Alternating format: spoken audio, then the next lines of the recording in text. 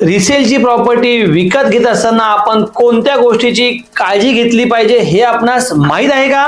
सर्वात पहिला मुद्दा, रिसेलची प्रॉपर्टी विकत घेत असताना फक्त प्रॉपर्टीची रक्कम हेच आपल्याला ओनरला द्यायचंय आणि आपलं काम होऊन जाईल असं नाहीये. मुद्दा दुसरा, जर आपण टोकन देत असाल तर त्याची रिसिप्ट तुम्ही त्या दिवशी बनवून घेणे खूप गरजेचे आहे. मुद्दा तिसरा, व्यवहार पूर्ण होण्यासाठी आम्हाला 30 दिवस 45 दिवस किंवा 60 दिवस लागतील हे घर विकणाऱ्या मालकाला आधीच सांगून ठेवा. मुद्दा चौथा, एमओयू मध्ये प्रॉपर्टीचे डिटेल्स, मालकाचे नाव, मालकाचा ऍड्रेस, त्याचबरोबर प्रॉपर्टीमध्ये काय काय आहे, काय काय नाही आहे, काय काय मालक ठेवणार आहे, किती दिवसामध्ये आपलं ट्रान्झॅक्शन पूर्ण होणार आहे, किती पैसे आपण त्यांना पार्ट पेमेंट मध्ये देणार आहोत, त्याचबरोबर किती पैशाचा आपण होम लोन घेणार आहोत आणि हा व्यवहार किती दिवसामध्ये कंप्लीट होईल, या प्रत्येक गोष्टी बारकाईने एमओयू मध्ये असणे गरजेचे आहे. मुद्दा पाचवा,